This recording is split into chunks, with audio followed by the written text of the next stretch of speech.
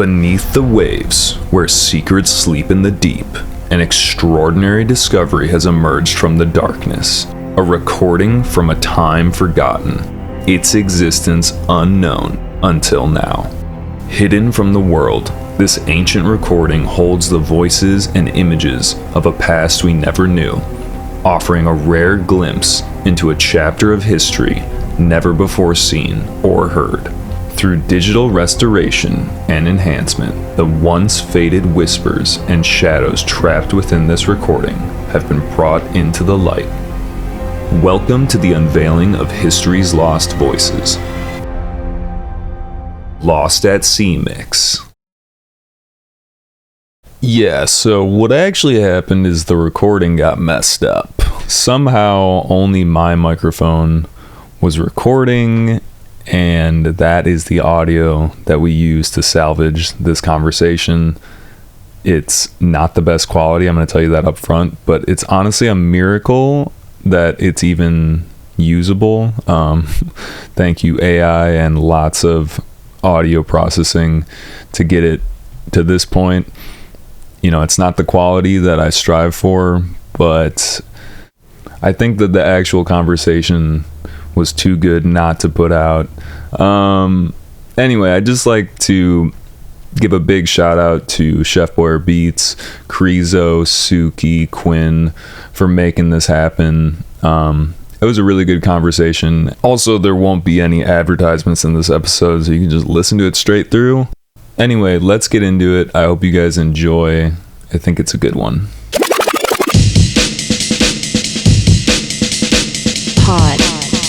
Poducer. All right, guys. Well, welcome to Poducer. I don't normally say welcome, but you know, there's a first for everything. There's enough people here to welcome. Yeah. Today we are joined by Chef Boyarbeatz, Criso, and Soukii. Did I say Soukii? Right? I didn't ask. Yeah, you got it perfect. Okay. I just wanted to go through really quick. Well, first of all, thank you guys. Thank you for having us. Yeah. Are there any meanings to these names? I know this is a dumb question, but You're going to get two of the Soukii? same answer. No. That is just my last name Okay. with an extra I, and then Tyler, go ahead. So it's just my last name. Okay. Well, this is why it's kind of like a bad question sometimes, because there's not a story. But this leads into a second question. Well, for me, I was just high one making food, and saw a can of Chef Boyarbeatz, and like around the time when like Song Alone and we're doing play on name words or whatever, and then it's like, oh, I make beats, Chef Boyarbeatz, and I was like, a bunch of ideas just come to mind, and yeah. With that, I wanted to start out with some childhood foods like Chef Boyarbeatz. Okay. This is going to be like a little smash or pass. Okay. With food. You know what I mean? Like, so let me pull up my list. All right, first one, manwich. Ooh. Man, What is that? it's like You guys don't know manwich? No. It's like meat for a burger in a can. I'm pretty sure there's a sauce. It was not one of my favorites. I'm gonna say pass. That's a pass. Tostitos pizza rolls. All day. oh yeah, That's a smash. Oh yes. Lunchables, not necessarily like any specific one, Just in general, but is there a favorite also? I would say Depending on the Lunchable, I would say no to the pizza, but I've always been a fan of the ham and cheese one. Yep. Yeah. That's how, dude, I had a friend that was all about the pizza though. Oh, I was probably about it as a kid, but hasn't indulged. It's hit or miss. Freaking That bread is weird. yeah. Like it looks like a pita bread or something. Not good pizza. feta bread. All right, we got I didn't have these, but Dunkaroos. This somehow didn't end up in my family. I don't know if I've ever had that. I've never had a Dunkin'. So, Criso, what is a Dunkaroo? It's been so long, but I remember the name, and I feel like I vaguely remember having them, like, for a very short period of time as a kid. I just remember when I hear that name, it was good. So, Yeah, I'm gonna say, smash. just because I remember it being good. Okay. Do you dunk them? I think You this do. is what I Yeah. think. If they don't, I'd be dead sad. You definitely dunk them. I think you dunk it into It's like this a crazy sauce. It's yeah. like vanilla. I feel like it's like Okay. kind of like a cinnamon Yeah. roll, and then you dunk it into like That sounds great. Yeah. yeah. You know what it was? It'd be a pat. Sure. Yeah. Yeah, I wish I'll put pictures in here. Yeah, putting on my rider. SpaghettiOs. This is kind of like Chef yeah. Boyarbeatz. Yeah. Yeah. Maybe I had a kid. But now, I would, These are all. I'd probably kind just do of- ramen or something. Yeah. If I was eating, it'd be all types of stuff. Yeah. Okay. Is like putting extra seasoning in your ramen and being like, Yeah, I'm scary. I mean, this is how I feel about like Lucky Charms. I'm like, as a kid, I was like, this is the best thing ever. Yeah. Now I'd be like, why am I eating this? I don't know. Like, this is gonna give me a headache. All right. No reason you to wake up into that much sugar. No, you're just tanking your day. Like you're fucked. Pillsbury toaster strudels. Never had these in the family either, but I Really? remember the commercials and they Damn, looked to smash. dude, Smash. that's a Huge harsh. okay. Pop Tarts, Yes. Yes. Refreshing. not as smash. I'm not sensing. as good. The overall, they're different. Because there's people that like cold Pop Tarts, and then there's people that like the toasted Pop Tarts. Yeah. Yeah, you can freeze them Yeah. or just eat them right out of the package. Yeah, Yeah. it's kind of cool. Bagel bites, Yes. Smash. smash. Okay. Hot Pockets. I feel like Hot Pockets were always too hot. I've never been a Dude, by the time it takes to cool down, I don't even want the Hot Pocket. Yeah, the ratio. We thought you the difference in temperature between the bread part and the inside, Oh, it's insane. they need to figure that out. Yeah. Like, you'd think that the It's technology, like they'd 80 figure degrees it out. versus 200 degrees. Yeah, I don't know.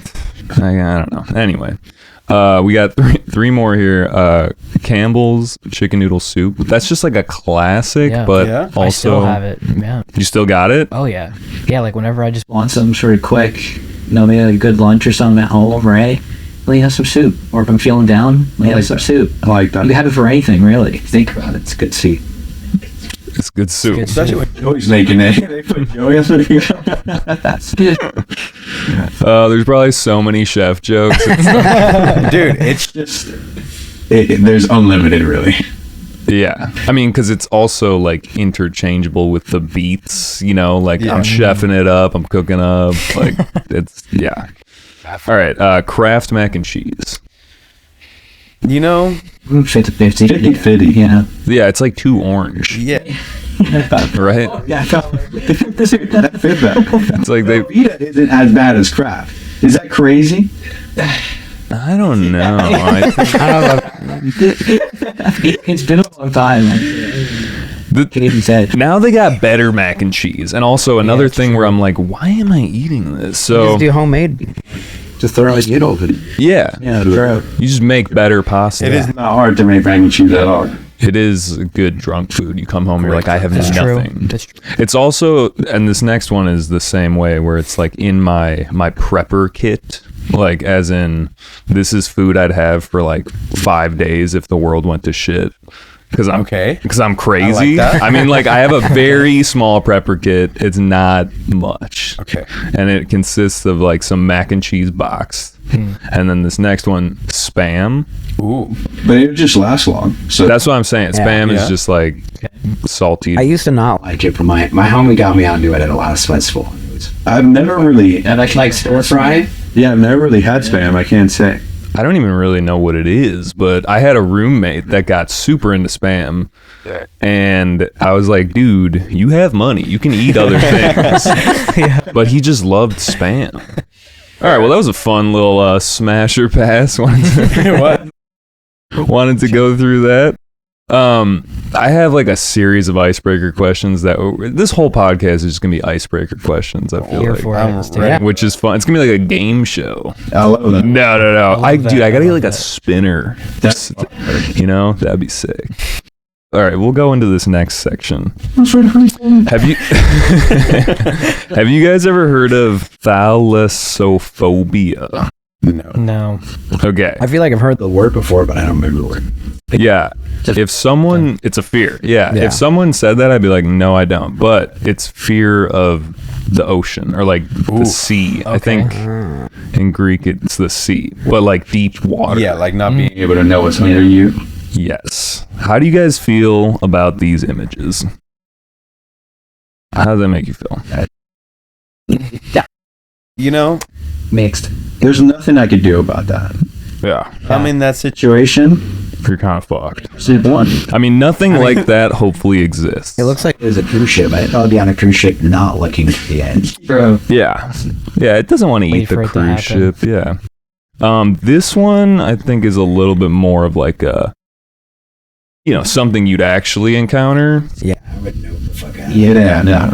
That freaks you out. Yeah. Okay. And then this one's also just like kind of the other one. Ooh. I mean, if that's you, you're fucked. Like I said, Okay. they're my goodbyes. So the reason that I brought this up is to tie into Deep, Dark, and Dangerous because it feels like there is. That was a good segue. I got you. It feels like there's like this liking towards the deep ocean, the abyss. What is that all about? Like, because it's like we fear that, right? But Yeah. also we want to make music that sounds like a sea monster. For sure. Is that kind of what we're getting at? I think it's more like the visual Yeah. vibe you get in your head would be like Yeah. deep, dark. Yeah.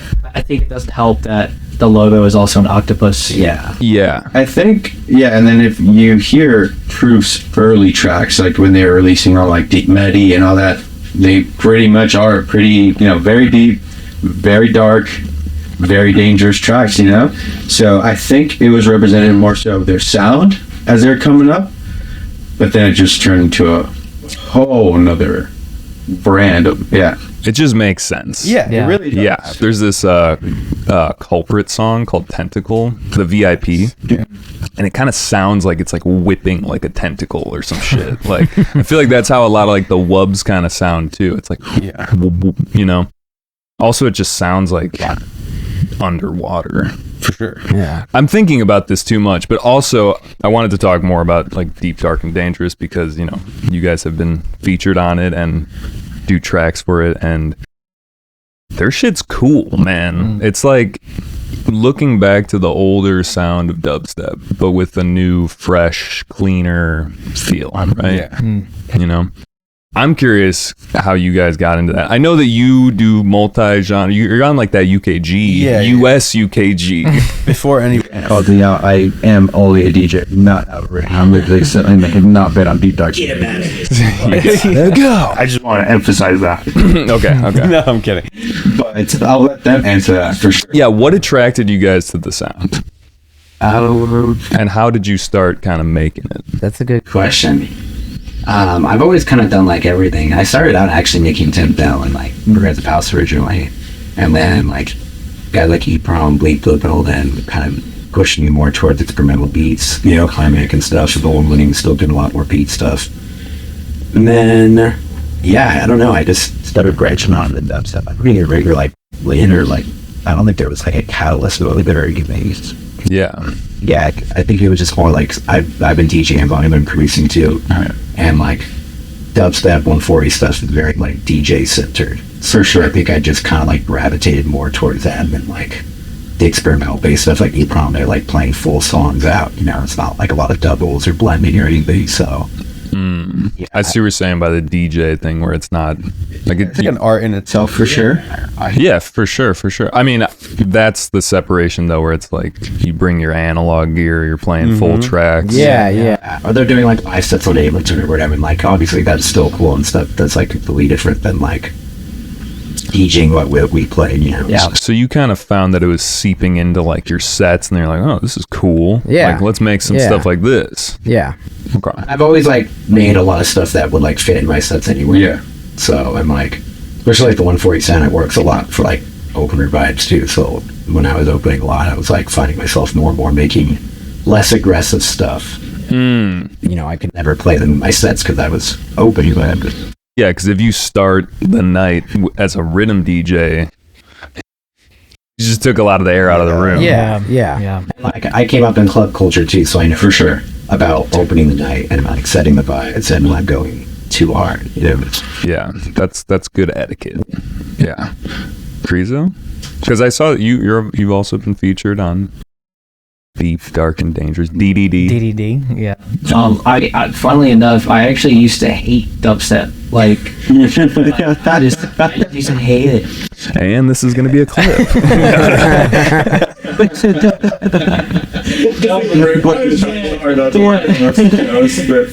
No, but for real, like, I don't know, well, because I started out in EDM, like, you know, with bro step, right? And like US, like rhythm and all of that, and just getting into that. And then, so like, whenever I heard like actual like true dubstep, I was like, the fuck is this shit? And but like I when it comes to like what I like, I'm super like sporadic with it. So just one day, like in like late 2020, I met one of my friends and he was super into it, and he was like, yo, check out that mix when you're on the way home. And I listened to it, and it was like dubstep, and I was like, I don't know what happened or like what changed my brain. I was like, this is fire. Like, I love this shit now. And then like, I don't know, just something clicked in me, and then like the past, you know, couple of years went by, and eventually it just became like the thing that like resonated with me the most out of all of them. I think partly just because I like the community and like the culture so much. Sure. It just feels like the most genuine one out of all the different scenes. Not to say the other ones are bad, but like this one just fits the most like with what I feel is right. The least schmoozy scene for sure. For sure. Yeah. Do you feel like it has something to do with the fact that it is like on the bleeding edge a little? I wouldn't say it's on the bleeding edge now because it's been around, but like it's just newer. It's homage to old stuff, but it's newer.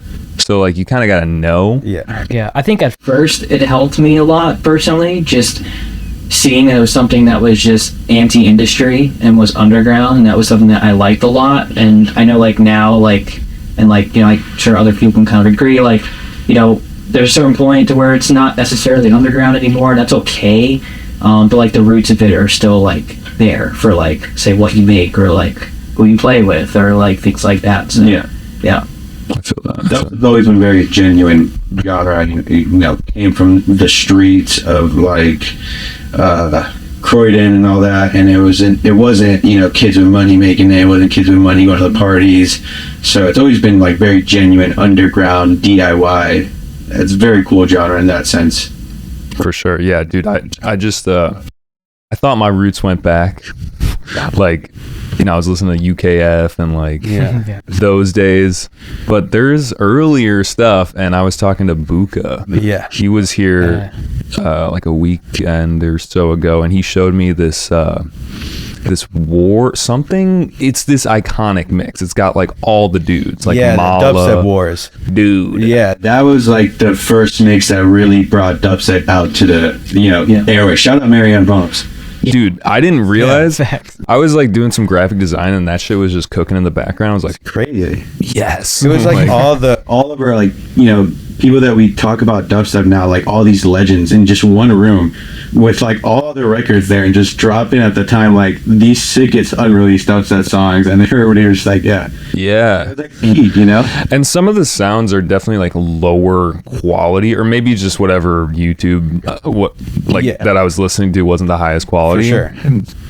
But also I'd say that like now we have so much better music tech that things just sound cleaner.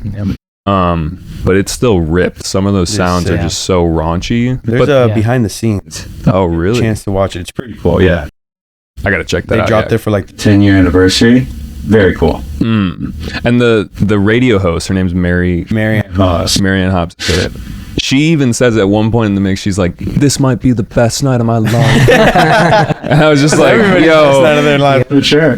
It was sick, dude. Anyway, I'm glad we got a little history going here. But I do want to actually go back to another icebreaker question. This is something I ask all of my guests, so I can't not do it. What was your first concert you attended? Oof. So not like something not your first concert you played. Beyond One Way in 2011, I think it was, in California. It was like, they had the whole State of Trance crew doing like a whole takeover to Armin van Buuren play like a 2-hour set. It was like one of the best sets I've ever played. It was fucking fun. Saw Hardwell like right when Spaceman was Yeah. Oh, nice. Alesso, what was it, Calling? I forget how it goes, but he had Lesso and Sebastian Gross. I think that collab. Yeah, it was like it's rare. One of my buddies swears I look like a Lesso, and I gotta I put can that. see it. Wait, let me put that. Yeah.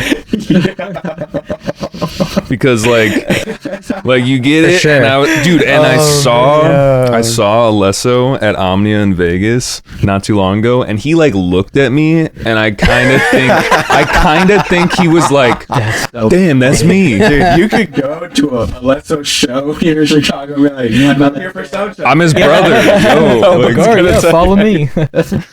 oh man, She got to put. Like a little accent or something. Yeah. yeah. Is he Dutch? I don't know. For a long, I feel like All fucking Dutch. Yeah, although they all make a new. he's definitely some shit like that. Swedish. Yeah, I thought he was part of Swedish House Mafia That's for what a I while. thought too, yeah. he's like the unofficial. Sebastian is right. Sebastian. It's Axwell. Sebastian Grosso, right? I can't. And who's the third guy? I forget. Is it not Alesso? It's not Alesso, No, dude. it's not. All I right. always thought it was a. I'm just gonna look it up Yeah. right now. Dude, Quick, Ultra. This dude's That vlog. dude. Yeah, people are pissed right now. They're Yeah. like, "What the fuck?" Fuming right now. Oh, Steve Angelo, Okay. Sebastian Ingrosso, Axwell, Steve Angelo. That's fine. I saw the last concert we doing that they did in LA. The last. Yeah, and I was Like this was such a cash grab, and then of course they came back fucking 3 years later. Yeah, somebody plays Ultra, right? For like the last. They came back. dude. That's how I feel. Like maybe Daft Punk. We'll see. And I don't think they're coming Back, but I can see Grizz. Yeah, only he will for sure. Yeah, for sure. That would make sense. They did like their drumless album, and I was like, "What the fuck is this?" like I could sample this, I guess. Yeah. That's kind of cool. But like for most people, It's true. anyway, no Yeah, for hate, sure. no hate for Daft Yeah. Punk. You guys are Shout the out Daft shit. Punk. Your first Yeah, my concert. First concert was not that long ago. It was in 2018. It was a Nightmare, actually. Oh wow. At the this place in Raleigh called the Ritz. Like, Nice. ever since that first show, I was like, I want to get into music. And like maybe like a year, no, like less than a year later, I got a job there. And I actually just quit that venue like in December last year. Oh wow. That might have been a first. Like first concert venue, then worked there. Yeah, it was on the like show. instantly. I was like, I don't care. Care like what else comes after this. I was like, I want to be involved in this. That's good. I just swear. And it was loud. I was like, is this supposed to be this loud? And they were like, yeah. You're like, yeah, it's amazing, right? You're like, I can't hear anything I was like, I now. can't hear. They're like, Good. What'd you say? Yeah, there's just a lot of what?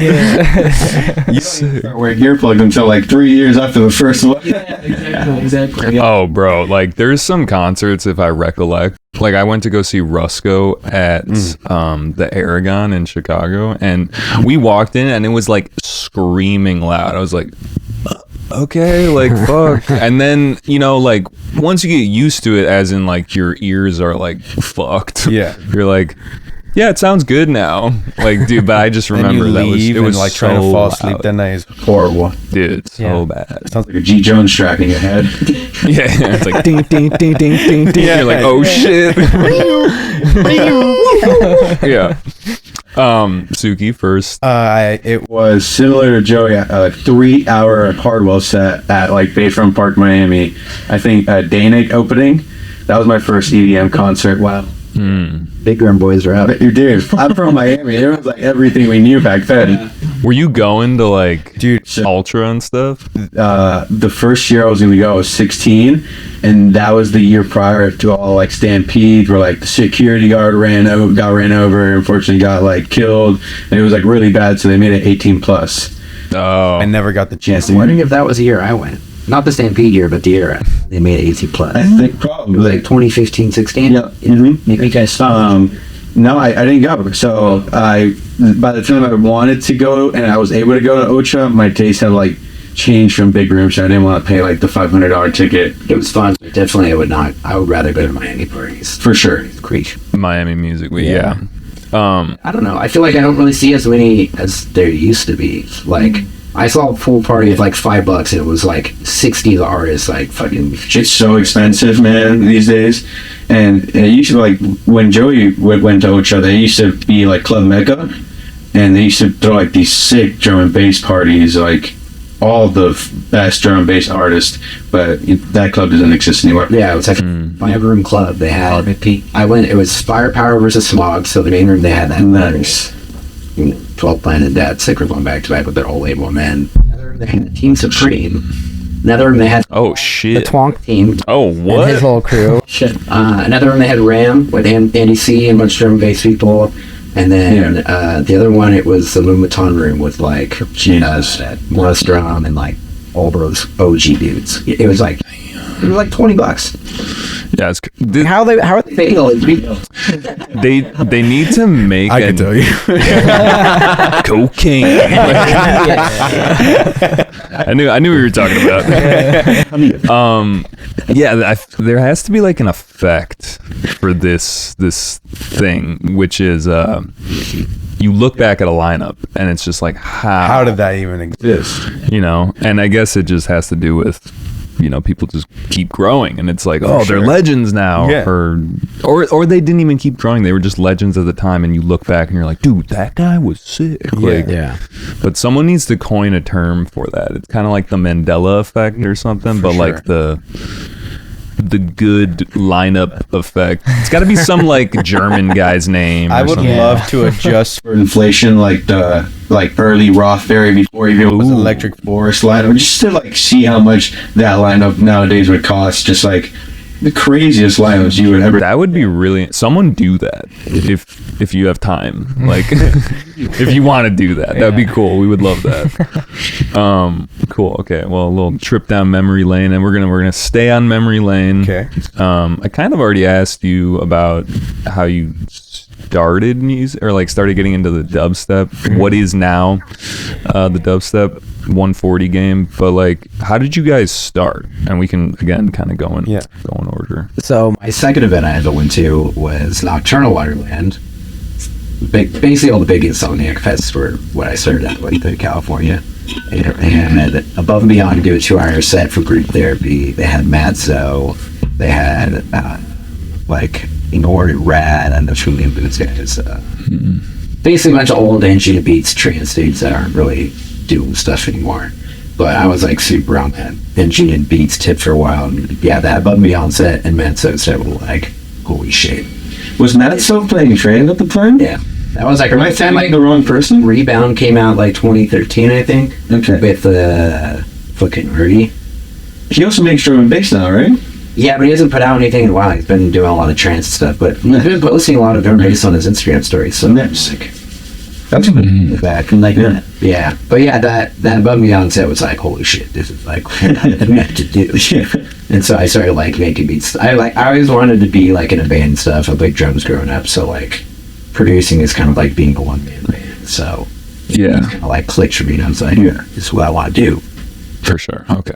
So I've never seen Above and Beyond, but they have a cult following. Oh, yeah. People love Oh, yeah. them. Yeah. They always release like their group therapy, and I think they're still doing it. Yeah. I've heard rumors that they might be breaking up, but I'm not entirely sure. They've been around for fucking.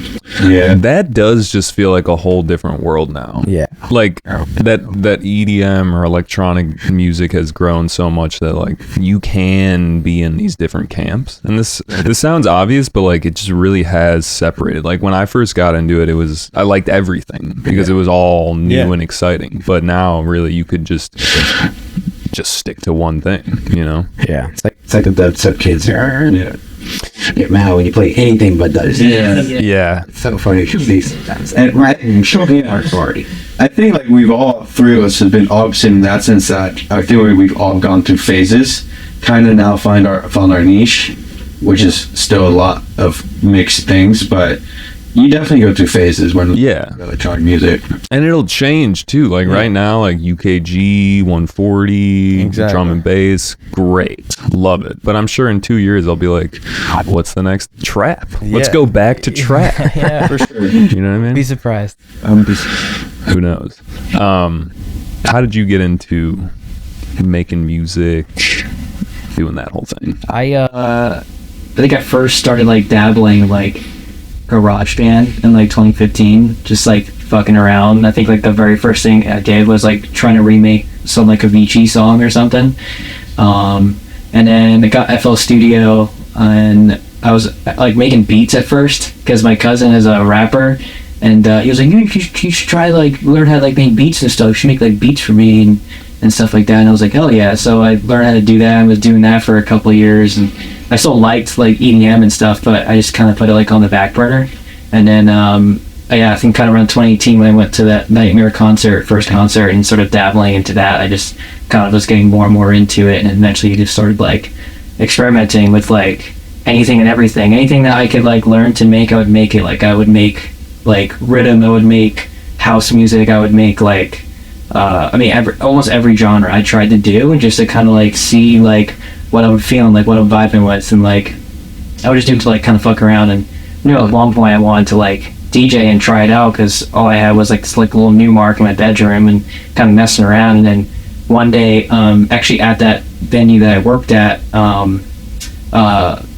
one of our production coordinators was we had like Galantis like 2 weekends like later, like in that time period, and I was like, who's opening for Galantis, by the way? I'm just curious. And he was like, oh, here it is, they have my name on it. And it was like, whoa. I was like, what? And he's like, yeah, he was like, I got you to open for him. I'm like, what? And he's like, you got 2 weeks. I'm like, I've never. You're like, fuck. You were like, what? Everyone was saying what? Yeah. You're like, dude, what? I can't hear you. What? And he was like, no. He was like, I know. He was like, I was like, it's gonna be my first time ever playing like live. He was like, yeah. He's like, you got 2 weeks. And I'm like, what the fuck? And I learned. I was literally just practicing for like 5 hours a day, like every. Yeah, because it's a big crowd. I mean, even if you're opening, it's like a big room. Yeah, by right? the time I was done, there was probably 1,200, 1,300 people in there. God, I was like, dude, what for your first That's show? awesome. Yeah, I was like, what the fuck? And it was hilarious because like I told him like I was too nervous to play on CDJs, so I didn't know how to play them. So we got my little ass Newmark. Yeah, you're like, put it on top plug of the this in. CDJs. Yeah. Oh, just play it, so and like I had like my Computer up there and everything. Some guy's worst nightmare.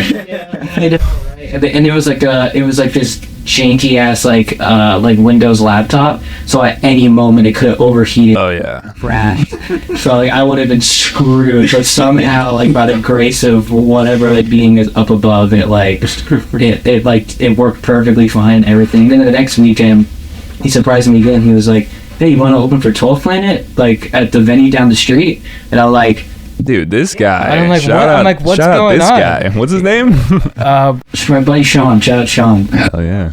Shout out Sean. Oh, yeah. But then after that there was nothing. But I think in that time I understood like what it means to play live, and like what it feels like, and it feels great, like having that rush like on stage, and stuff like that. Like even though like for my first set, the entire thing I like went and rehearsed it over. Like you had cue points. Yeah, like you were I knew what songs it was. Like it wasn't freestyle whatsoever. It was like No, and I don't think it should have been freestyle. That would have been like that would have been scary. dangerous. And it wasn't. it was, I mean, it was literally just like cut to cut. Like there was no like actual blending. That realization Zero of DJ that you have to play on CDJs eventually, and like it's not accessible, you know. Like CDJs more into, so you just get up there and you're like, oh fuck, right out. Dude, yeah. What are these? I think everybody's had that moment. I mean, depending on what you have at home, like everyone's had that moment where it's like, I can't use Serato, or like I can't use whatever. Yeah. I had that moment not even too long ago. I played this club and they're like, yeah. And I texted my friend Kai, and I was like, dude, like, so wait, they don't have Serato? He's like, no, this was like 2 days before the show. And I was like, oh shit, I guess I gotta like get all these tracks in record box and like restart my entire thing and hope that this goes well. That's what happened to me. Because 2 days before that, 2 days before the 12 Planet show, because he was like, you're gonna have to do CJ on this one. But 2 days before the show, you know, I didn't know what record box was, so I threw all the songs on the USB thinking I was gonna be okay. Kind of beat it out the window. He was like, and he was like, you got everything exported on a record box. So like, what's a record box? You're like, you're like, what? Bring your crate. Who's making this video? Yeah, I was like, I got the reply about C2J's. He's like, no, you gotta put it in the record box. And I was like, scratching my head. And then he was like, let me show you. And I was like, oh, it's a software. Oh, yeah. Your foray into for sure. Like I said, Ultra was like a big thing in Miami. So like back in like 2012, I stumbled upon like a Ultra music festival after movie on like YouTube, and oh yeah, those were always edited to be like, right? Dude, that's just the best. I'm like, this is in my backyard, you know, like 20-30 minutes away from where I live, and I'm like, why don't I know more about this? Yeah. So I like just got obsessed over it, and then I was on vacation, and one of my friends, shout out Celine, she was like, you ever heard of Skrillex? And I was like, no. Who? She's like, this is art. And I'm like, put it on, I'm like, this is fucking sick. So kind of there, and then I just became a huge consumer of just electronic music and its history, and then I never really had any intentions of doing much with it. Then college, started going to music festivals and anything like that. My homie graduates and he goes like, dude, you have way too much knowledge and good music taste to not do anything with it. Here's a board, learn, do something with it. So he buys me like a $250 DJ 400. Shout out Josh. And that was like right at the cusp of the pandemic. So that was like February, started DJing February 2020, and then March everything shuts down. And I just like sit in my room and just would go to work, come back and DJ. And like I said, I was just, whenever I felt comfortable enough, posted on SoundCloud. And then whenever I felt comfortable enough, I just started hitting promoters up in the area. And the local college club booked me to open for Champagne Dread. Oh, nice. And then the next show, one of the bigger promotion companies in Florida, Alliance Promotions, shout out Amy and all them, they booked me for the Jansen stop in Gainesville and Tallahassee. So that was kind of the spark of it all, and I was like, let's see where that goes. And I just got opportunities and did well with them. And then it got to a point where I just wanted to put on people. I started DJing just to play my favorite songs, right? And I felt that there was this big gap in at least the underground bass music scene of like dancey club music. So I just started playing that, and that's what really kind of like sparked the takeoff for me. And now we're here. Nice, man. That's awesome. Oh, yeah. That's fucking dope. Yeah. Now we're at US UKG. Now we're at USC. I had never heard that has turned into something. Did you? People have gone very mad. Dude, so that was just like me, Drake, Joey, just like, it's become Drake Inspector. Just fucking around. We're not taking anything serious. Like, just trying to like piss off British people as much as we can. I think it's the best thing to do. And now it's just like this whole thing where it's like, you don't call it US UKG. I'm like, I promise you, on a day-to-day conversation, I've never told Joey, yeah, I'm listening to United States United Garage.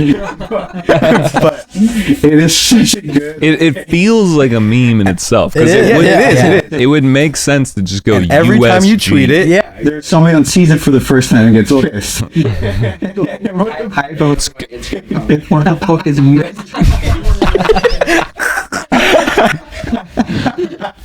So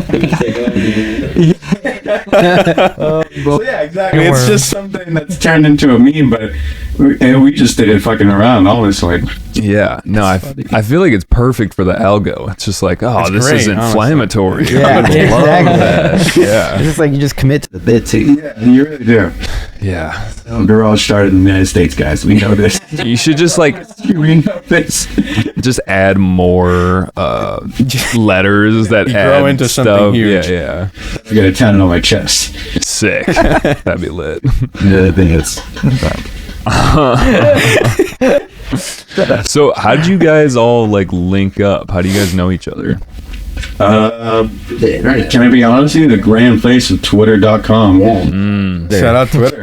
And it's just Calling it X. No, dude, I Never don't that. want to call it it's X. just weird. never that. They also haven't even changed the domain. I It's know. still Yeah. Twitter. I haven't updated my app. It still says Twitter. Dude, what? It outdated by itself. I can't look at quote tweets though, so I guess that's Yeah. the downside. Oh, starting to throttle you. Yeah. Gotcha. So you guys are internet friends first. Yeah. For sure, just connected through the huge resource that is Twitter for the scene, and you start to just interact more and more with each other. Eventually, you get booked for the show. It's always nice when the people that are as cool on the internet are as cool in person. You know, not saying that you could be extrovert in the internet and then be more introvert when you go out. For sure, that's okay. But like me and Joey and Tyler kind of just all hit it off for a while. Especially when you're coming up at the same time. Joey's a little bit before us, but we're both 24. So when I was playing at 12 p.m. at a festival, he was playing at 12 p.m. Yeah. So it was pretty cool in that sense. You guys are both on the kind of like freshman class. You were maybe more sophomore and like, For sure. yeah, okay. For sure. Okay. Interesting. Yeah, no, this concept of like internet friends relating to real life friends Yeah. is obviously not a new thing, but I was talking to someone about this and it's just, I feel like it's harder to snuff out if someone is like a bad actor potentially, like Yeah. if they're just trying to use you or something. But it is always nice when you meet people online. Like I've reached out to you cold call, like it was just like, yo, you're in Chicago, you want to come through? Like I'm whatever. And like you just never know what you're gonna get. I hope you guys are feeling comfortable here. Oh yeah, we're yeah, having no. Okay, good, yeah. Cool. But it's interesting because there's like this etiquette about how to be graceful when you're online. Like, is this purely a thing where I'm trying to like use a little bit, or am I like just being like, hey? Honestly, I've always love to like make people laugh, so I'm really just being myself. It's not. Yeah, it's not like a you're a goofy guy. Yeah. I'm a silly goose. Yeah, so it's just like I'm genuinely just being myself, and I guess that translates to people resonating with that. Yeah, that's what the conversation also led to when I was talking about this. It's like, just fucking be yourself and that'll come through. For sure. But I do see what you're saying about when people are like online, totally different persona. Yeah. And then in person, they're like, yeah, Yeah. a little quiet. Hello, Brian. You're like, You like use all 250 characters every time, man. Yeah. sentence? Yeah, that happens for sure. Oh, so real quick, shout out our boy in off channel Quinn's chilling. He's been driving us around. Yes. Yeah. Here's a fun question. Gun fingers. Speaking of etiquette, when do you use gun fingers? I gotta be careful sometimes. I'll be in the airport like, yeah, what's up, guy? Yeah. In the airport, gun fingers. Gun are like, finger for like Instagram story. we're gonna have to He check shoots your a car. asshole. Yeah. But We had a show whenever the hell you man, The phone's fired. There's In the car, literally just driving. I'll man, you can be in the drive-through just throwing up the gun finger. You know what I mean? okay. Yeah. Because I mean, it feels like the new bass face or like stank face. For sure. It's like you're not. Pretty much. You are probably also doing a little like stank face. At the same time. When you graduate, when you do the stang face with the gun finger. Yep. Yeah. Yeah. And you say, here, tell me. Yeah. on your head at the same time. Fuck off. You're like, I can't do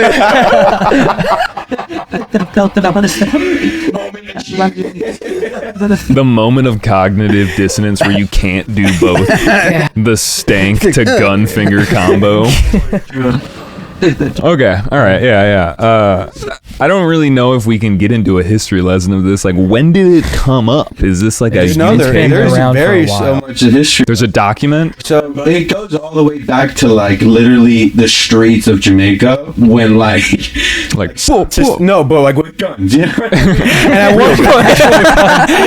and at one point they were like, "Yo, This might be getting dangerous. Now they keep it dangerous. yeah," and it was like the rival sound system systems, playing out what was a dub plate, which is like a one single track on an acetato record, and only that sound system had it. The track came out, whoa, whoa, like shooting, and that's how it's translated into now dubstep and like club culture. Chet Hanks. Shout out the what does he say? Big ups the whole island massive. My homie has that down to a science. I'll pick up the guy that wasn't Rooms Clap. I have the video wide every time I'm buying. Laying a jungle track over it. That would be So stuff like that. Twitter sometimes the worst one when someone posts shit like that where it's just like a random video over some hardcore jungle. I'm like, this is the editor. No, this is the editor. Dude, it's your boy Chet and so Wake up in the morning, turn up. dude, I actually listened to a podcast that he was on. I forget what it was, but he's kind of in on the joke. He has to be. Like, Has to be a bit. it's like, I think he did it and he was like serious about it, and then some people gave him love, he was saying, and then he was just like, yeah, it's just fun. Yeah, I'm like, at least he just thinks it's fun. I only represent M.R. But woman fuck pussy. What is that? Okay. No, you gotta keep that one. show the video. Gotta show. All right, we'll Context, because the video is just. This is white dude saying like Patois. Oh, I know who you're Yeah, talking yeah. about. Yeah, you've Probably seen his face on like Playing up north in summer. He's like always like, his face is always like Yeah. he's going. Yeah. Yeah. Oh, dude. He's going It's all for it. red. He's channeling Jaw. Like Ja Rule? Like, what are you doing?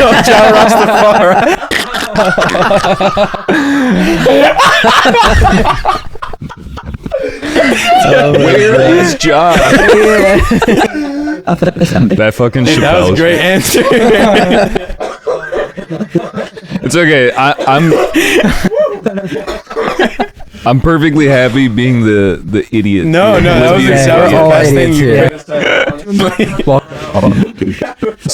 So just to go back, because again, I'm just gonna be the guy asking the questions, and no fear of looking like an idiot. No, Nice. that was amazing. Acetate record. What is the acetate or acetote? What is? I think it's just like the Material. It's Yeah. is it different? Cheaper than vinyl. So it's vinyl, but it's like some other B grade vinyl almost. Yeah. and they put dubs on it because it's just like, Yeah. this is to play out. Exactly. The Dub play was just like a track that only was on one record. That's it. Yep. Like no one else could get that track. Like try. Yeah, You all. yeah, okay. Yeah. And that was the culture back then. Was part of it also that there was because now I feel like part of it is that some of the dubs have stuff on it that can't be released to your For sure. proper DSPs. They would know more about That for sure, but like bootlegs or something, they usually stay unreleased because you can't get the sample clear or something like that, right? Yeah. Yeah. Yeah. And now there's a whole different culture of like dubs. It's like SoundCloud dubs, which are sick. yeah.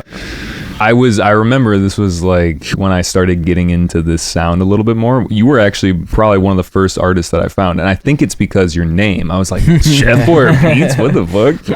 Obviously you make great music too, so it's like, your name being funny goes so far, but then also you got to have the talent behind it. Yeah. But yeah, I mean, I guess like, I don't even know if there's a question. It's more just about like dubs, and do you end up like releasing them, or do you keep them for yourself? Is there a game plan for like, okay, this is a dub on SoundCloud, maybe I'll release the full version? I have one right now. It's called Fuck Off. That one's definitely coming out on my next EP, but I don't know when that's happening. And it's not shopping around, but might do solo release. So So you can confidently put a dub on SoundCloud 1 minute 20, and be like, I didn't just ruin any release for this. Yeah, I mean, like, I don't know. I don't really care. Like, no one on my team's like bugging me about like specific stuff like that or being like anal. Yeah.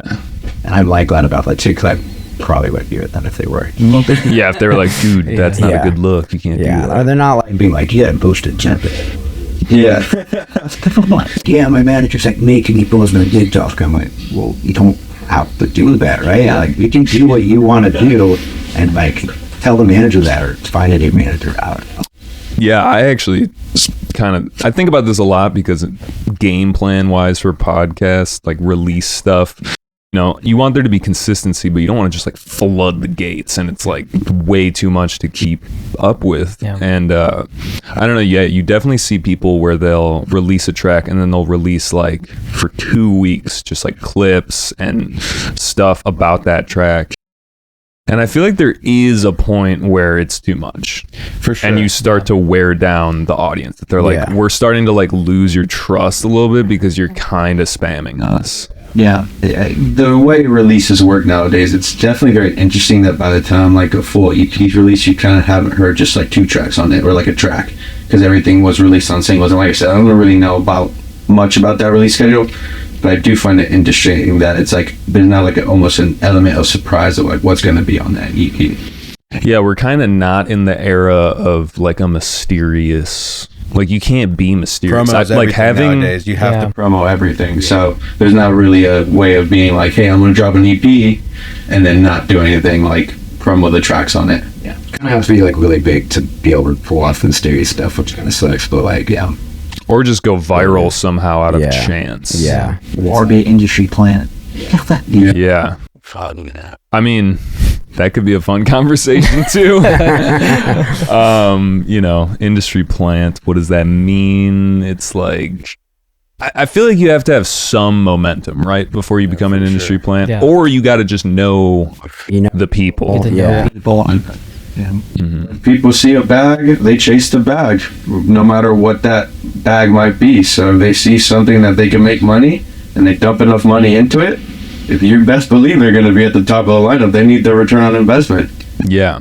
I mean, it's interesting because industry plant in the electronic scene feels like a slightly more covert thing sure. because, you know, like, obviously EDM in general is big now. There's still a nicheness to it, but at the same time, like an industry plant for a pop star, it's like, yeah, okay, we get it. Like that happens all the time. Yeah. But I feel like it's a little bit more incognito in this scene. Yeah. And you got to snuff it out a little bit more. And maybe it's not even such a bad thing. Like Yeah, if they're for sure. making good, I don't know. I'm kind of torn about yeah. it. If they're making good music, and I feel like if it doesn't come off cheesy or like not genuine, Yeah. it could be a good thing. But I feel like the few times it has happened, I've like noticed it. It always seems like not genuine. For sure. Yeah. And you probably noticed it too because it was like, Just by the way Way it's marketed, yeah, and everything.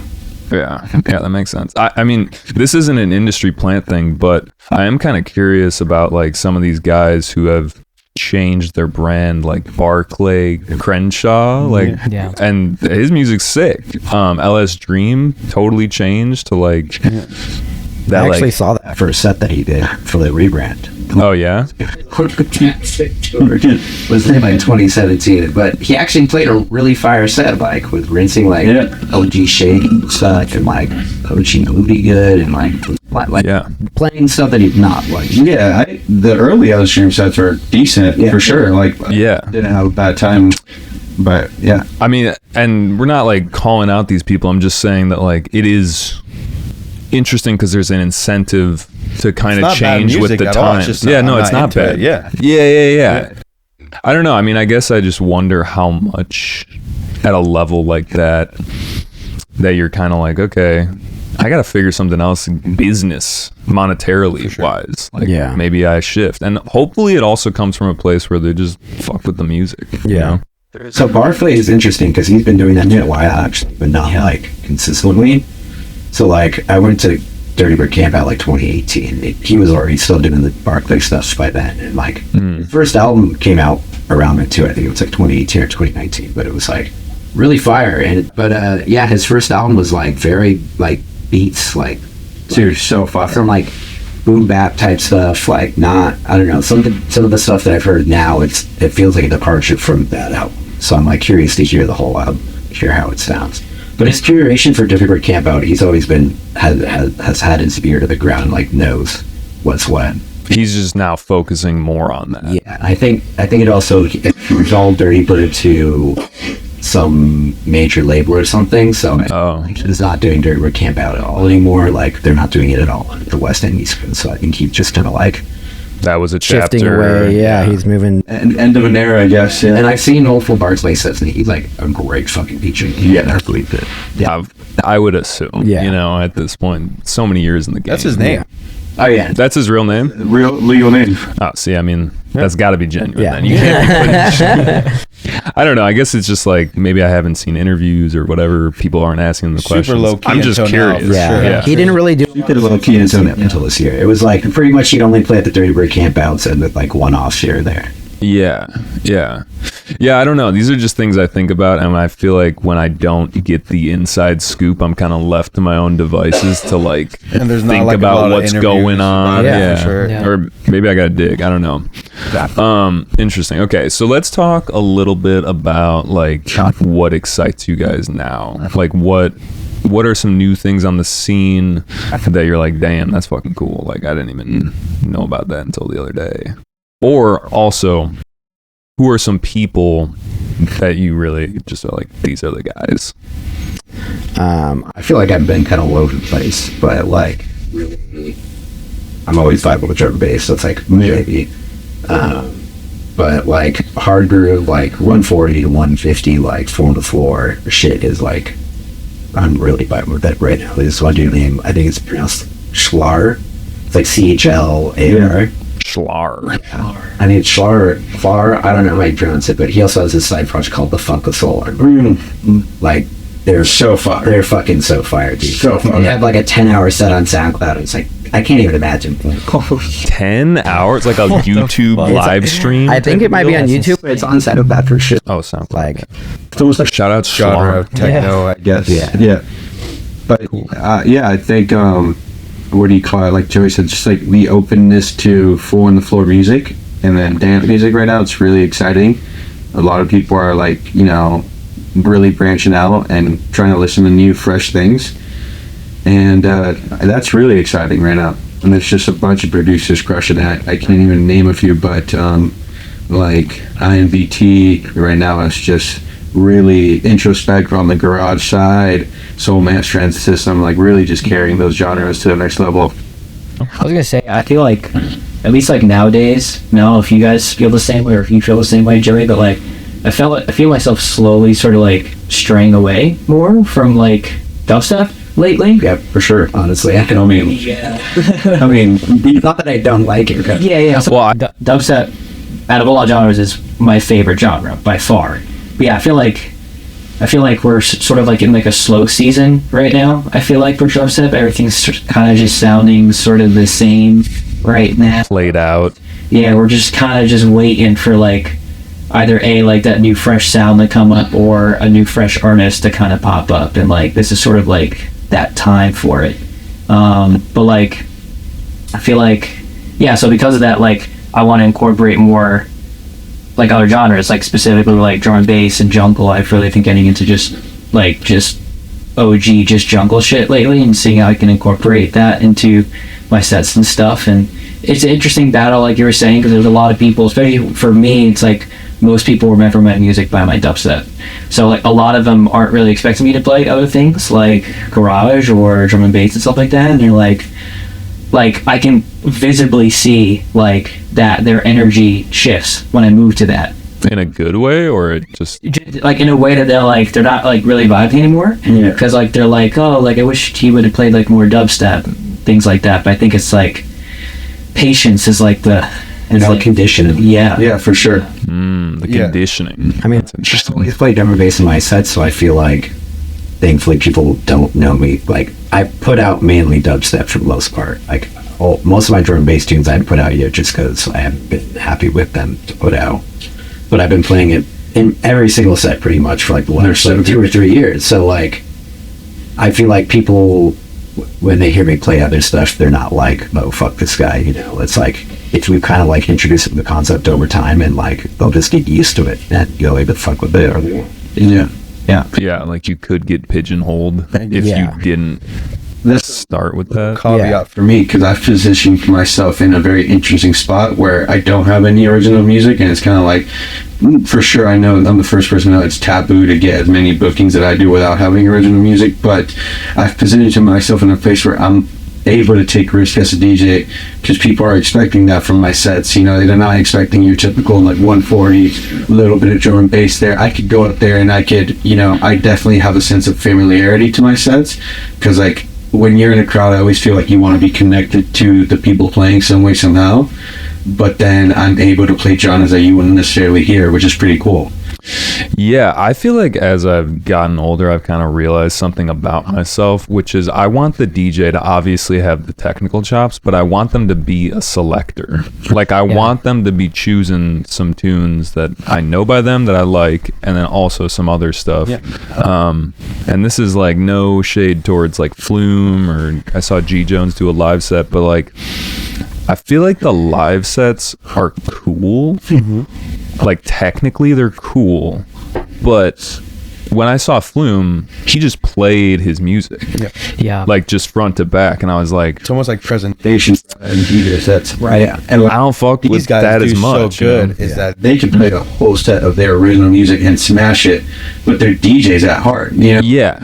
But also you're mixing, Of course. right? Of course. So they're playing their own tracks, but you know, for the most part, they play a big part of another people's tracks, and that just makes it so much better too.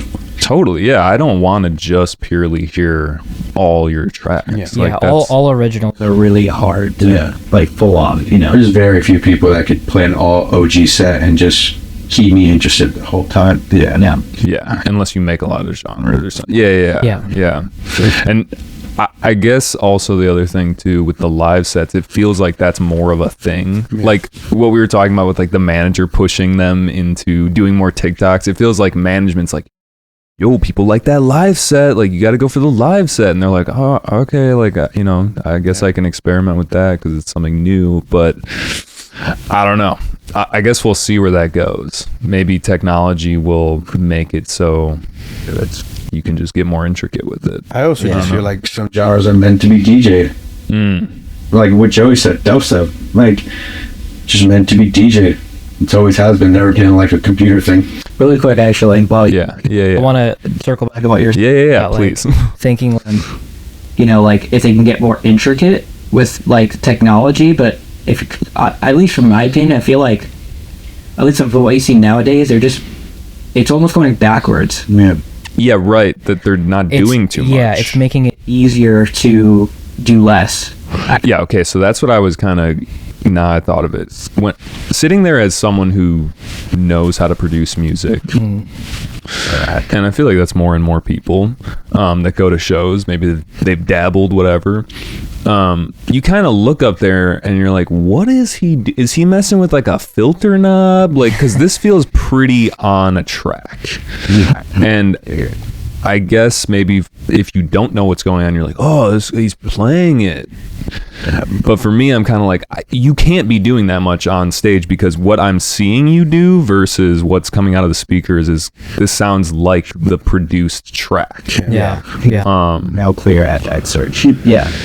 Yeah, and it's almost more about the lights and the performance, and I don't know, man. I saw Flume do a DJ set at Lala, and it fucking smacked. Yeah, and I've seen him play sure. multiple times, and I saw the live set, and I was like, Not the same, yeah. kind of mid. I don't know. Yeah. No hate, Flume. You're the goat. You're a legend. Anyway. It was cool to see like there was like Party Favor and Bauer did like this breaks garage side project this year. Like I think it's called Henry and something, forget the name, but they're amazing tracks, and it's like so cool to see like these are like guys are legendary producers, you know what I mean?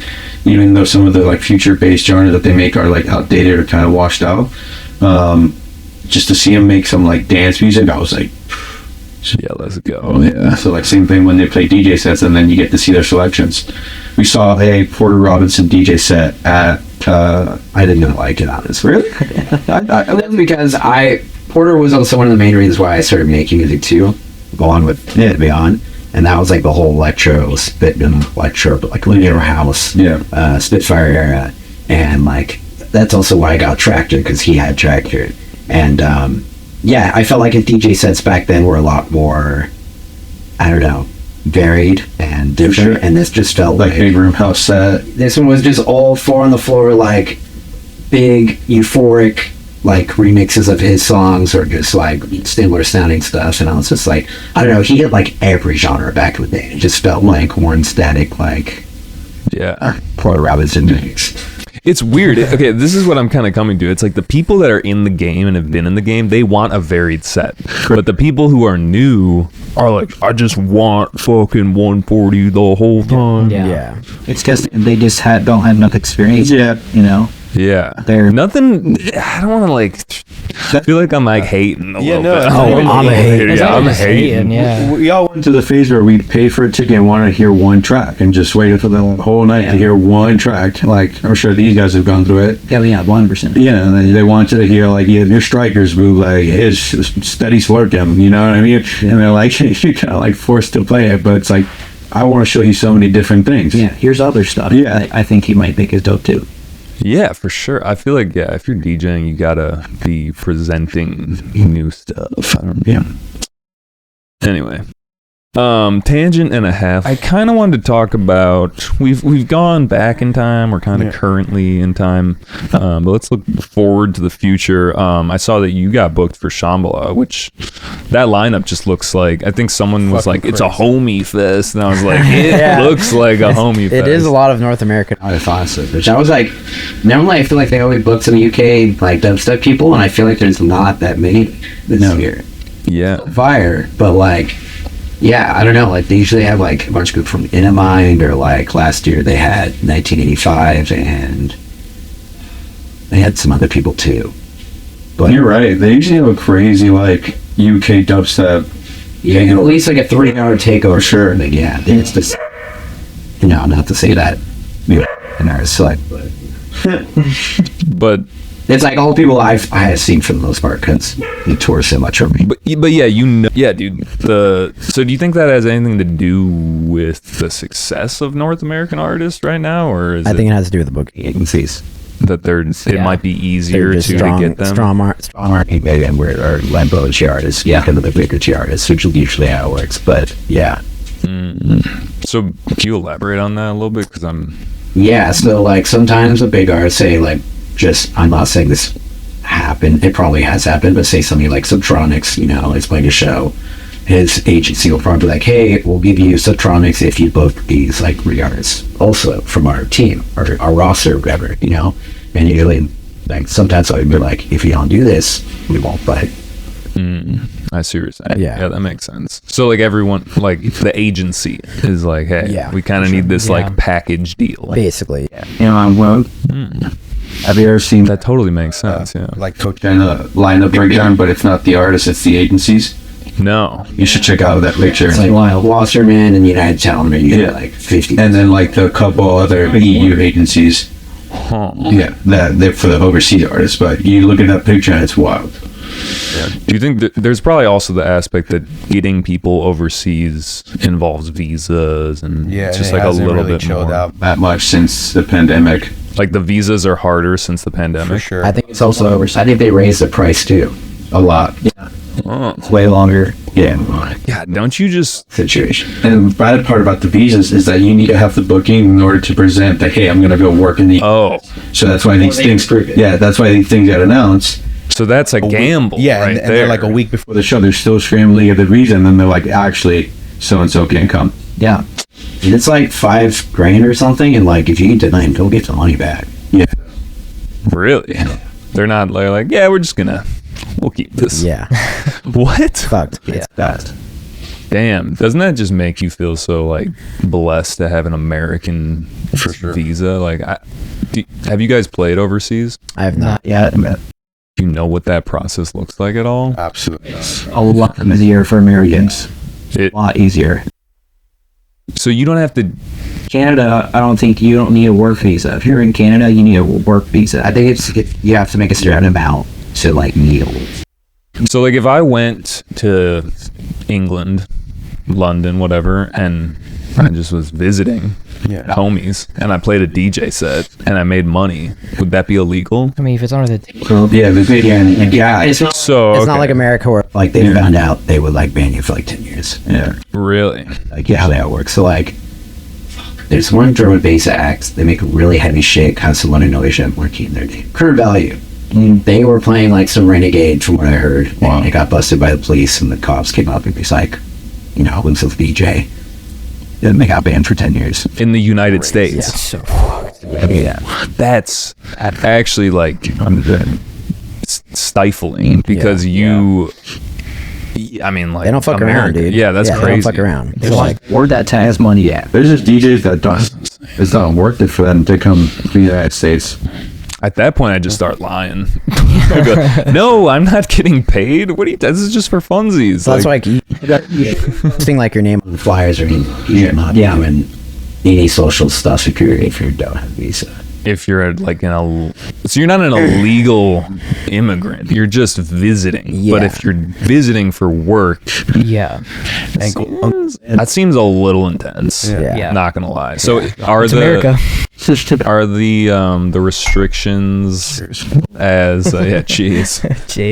Do you? I don't know. I know you guys aren't like experts on this, but obviously you know more than I do. Like if you do that in the UK, obviously like every country probably depends, but like, is it as intense? Like 10 years, you can't come back to the UK. Nah, I'm sure it's a lot less. I don't even know if there is any like penalization for it. They'll probably be like, you bloody American. What the fuck? Yeah, they're like, how good was the set? Yeah. Like, was it good?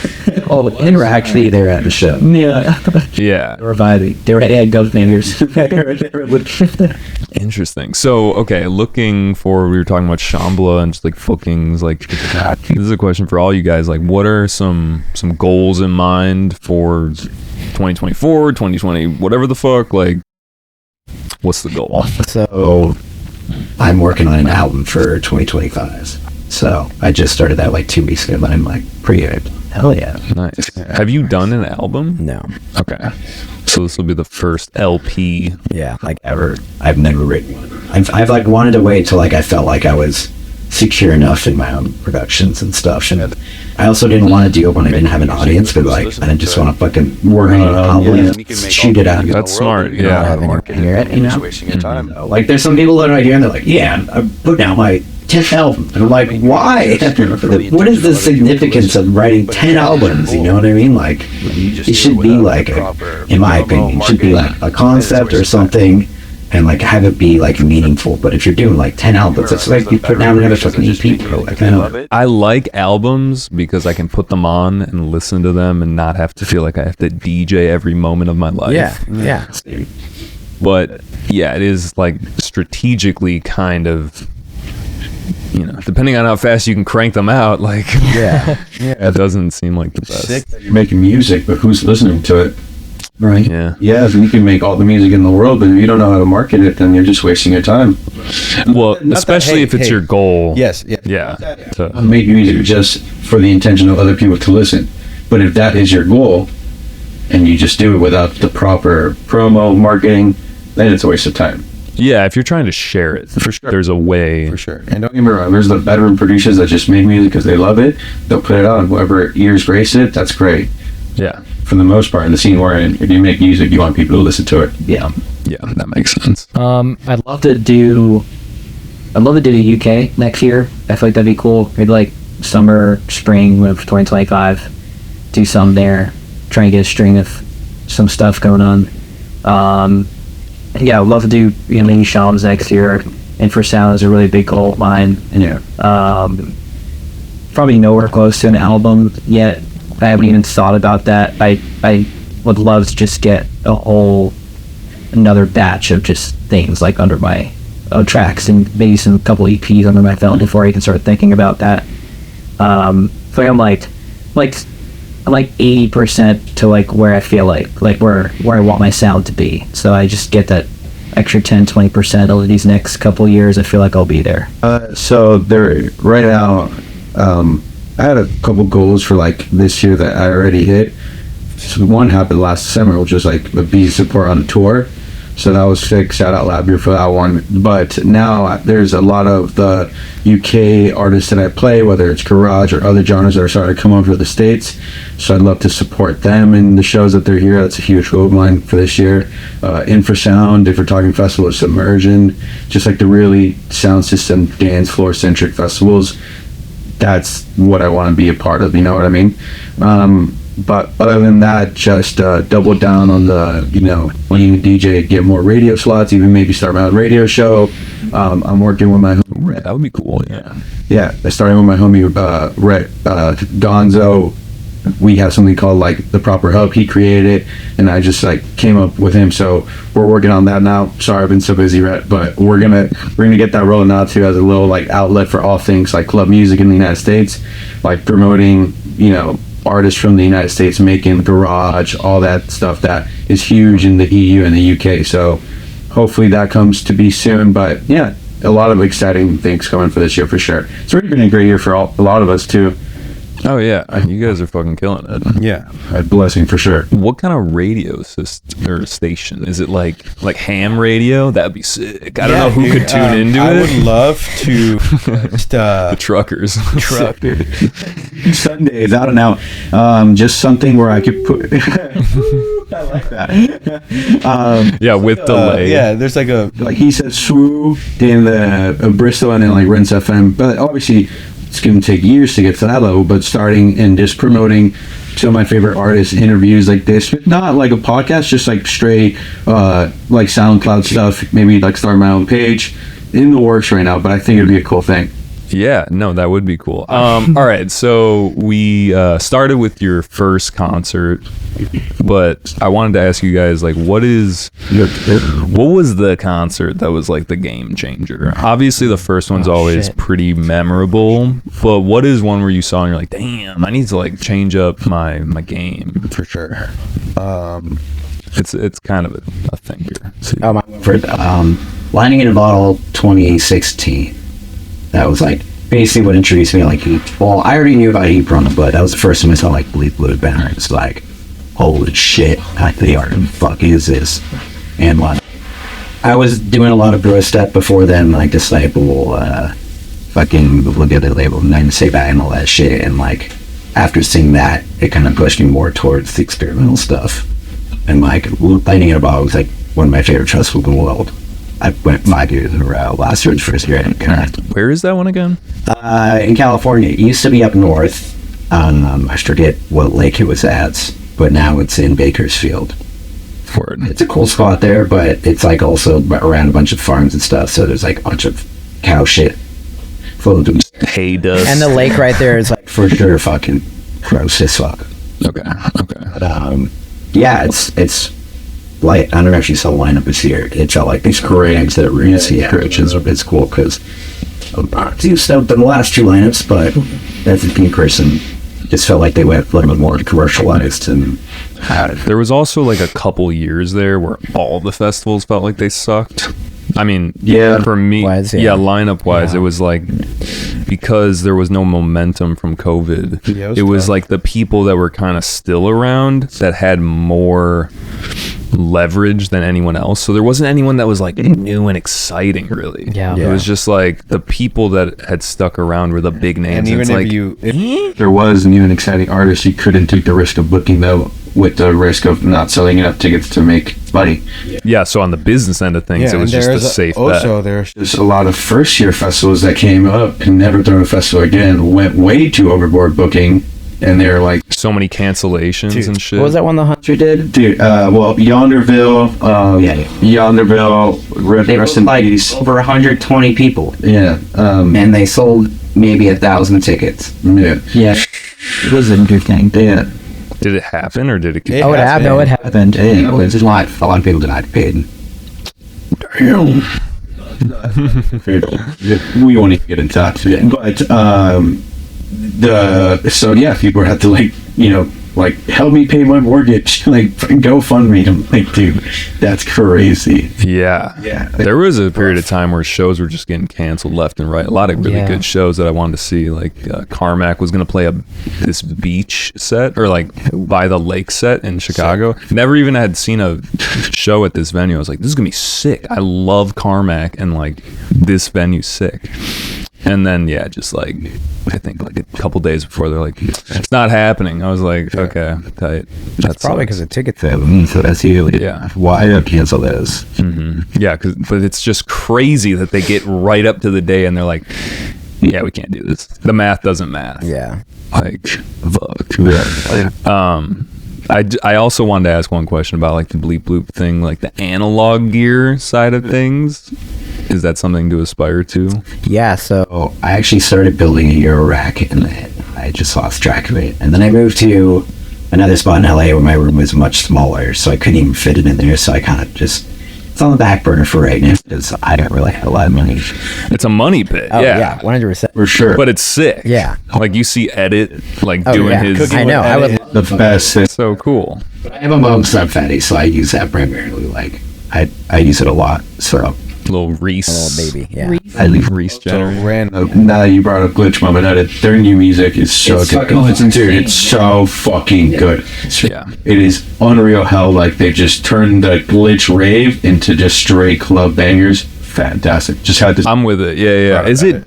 There were 3 guys, right? Yeah. One. Who brought that? So there's 2 guys now. Yeah. I wonder if that probably has something to do with their like. Fuck. Maybe, I honestly, I mean, didn't not think saying about anything. that. Yeah. Again, I'm never trying to like throw these people under the bus, Yeah. but it's just speculation. Yeah. Yeah. The question was Favorite or best concert, That basically. like changed. Most impactful concert. I don't think there's one in particular, but one artist in particular has just been turning it from the start. Yeah. Mainly throughout 2022. That was like when I first started like really getting into their music, and then saw him I think twice in 2022, two or 3 times. And I would say majority of my inspiration, like for my sound, like comes from like them and their sound, and like just huge. Like they've inspired me like from the start of the Criso project and all that. So yeah, I just think like from sort of just from like the roost of it, they've just been like sort of just everything they put out. It's just like no matter what it is, I just seem to like resonate with it or just fuck with it heavy. And I'm sure a lot of other people do too. Or like Yeah, we caught up with them at Lunar Tide Fest, and that was Yeah. like a crazy get because it was all 3 of them were there in person, and yeah, I was just like, these guys are conscious. Like they Yes. know What they're doing. They know what tapped they're in. doing. Yeah. Yeah. So tapped in. another thing it dudes. Yeah, not to cut them off. Just like seeing Attorney and Sunset as like a either dubstep or bass music enthusiast is it's insane. dude, because their selections, first of all, whether it's like the unreleased folder or just like in general just digging, and their technicalities in the mixer, when they're all 3 up there, it really is just a different form, art form. It's awesome. They have a really, really good chemistry. And they're all Yes. playing together. Where you don't have just 2 of them. Yeah. Like you can just feel that chemistry there. It's like insane. Or even just one.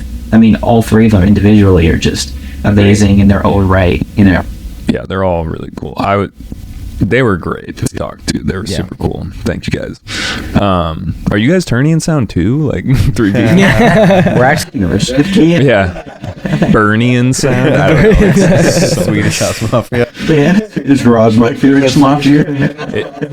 If yeah, exactly. The 4 of them. If you guys had a super group, what would be the name?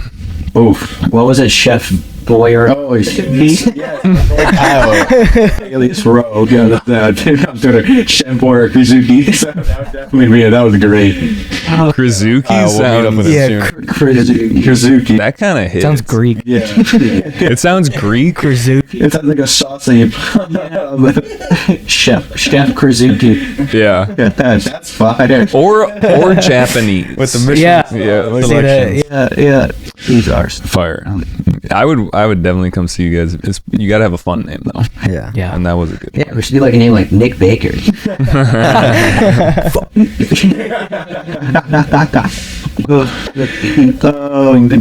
So definitely a huge concert for just like exploring experimental side was seeing Tipper for the first time. Yeah. People I saw him and I was like, well, that was something.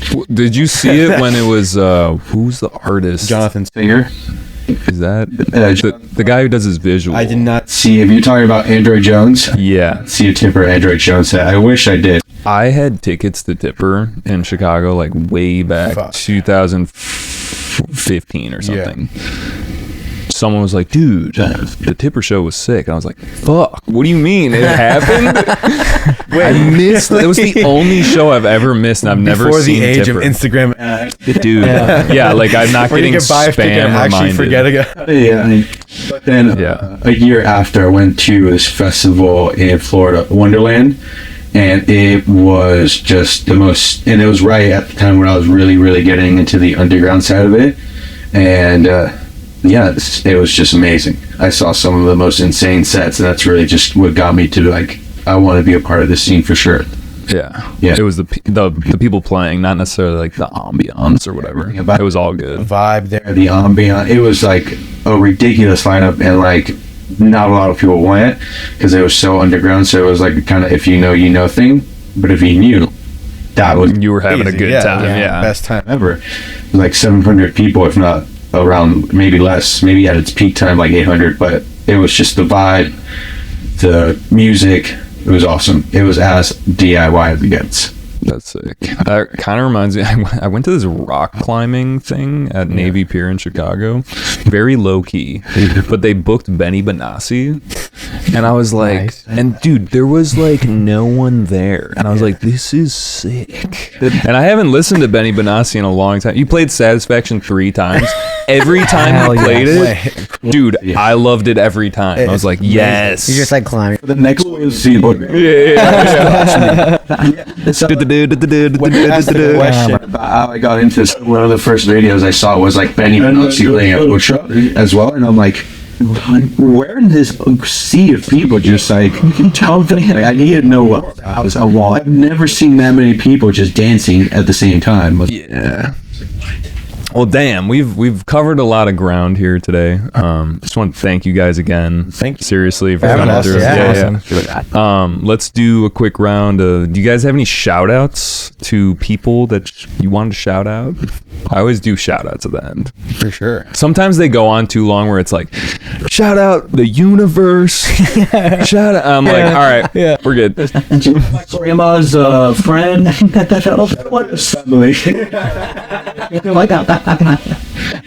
Like if there was anyone pivotal helping you out, something like that. Your manager at own bar. Probably hopping off him. Shout out Tuning Sound. They probably, I have to say, they jump started my career. So They were wearing those hats when I interviewed them. Nice. that's sure both wear good. They're good hats. They're good hats, yeah. Quality's good. It's like my only hat. So I wear it every year. Hell yeah. I don't know. Shout out all the promoters who believe in me and booked me. Shout out my agent, who's not only my agent but like my best friend, but best friend first. Blake also goes by Time Lord. We got a couple collabs too that we're gonna try and get out at some point, but hooking it up, treating me, making sure like I'm treated fairly, get some good gigs. He's doing a super good job. Sonner Talent Agency, look it up and coming agency, fire, family first, grassroots sort of style, no like big industry bullshit. Like we're just here to just play shows, so Nice. that shout out Turi and shout out Joe Nice, been giving me a lot of advice, sort of unofficial mentorship, everything he says, even if it's like some random story that he's got from when he was in Asia or Croatia at some like little dive bar that holds 100 cat people, and he knows the exact name of the place and the exact street it was on. Like that dude's got insane memory. It's ridiculous. But yeah, just shout out him because he's got really good insight on this music, and especially the music that we make. So Not a bad mentor. Yeah, shout out Grow Operation. That was like the first promotional company that taught me the ways of the industry. My homie Caleb, my like therapist / best friend, Hunter, Pablo, the best team and best friends I could ask for as well. All the promoters, like Joey said, I could name them off. Shai, Amy, Steven in Florida, all the people that have led me to be where I'm right now. Like, if they didn't believe in us, no one else will, you know? Fuck yeah. Yeah, so Shout out. Yeah. Hell yeah. All right, where can people find you guys? At Chef _Boyarbeatz with a 3. Criso Sound everywhere. At Criso Sound. yeah, at Soukii Bass, Instagram, Twitter, Soukii on SoundCloud, Facebook. Yes. Hell yeah. Let's go. Well, yo, if you've made it this far, thank you so much for listening. We'll catch you next time. Hell yeah. Peace. Yeah. We done it.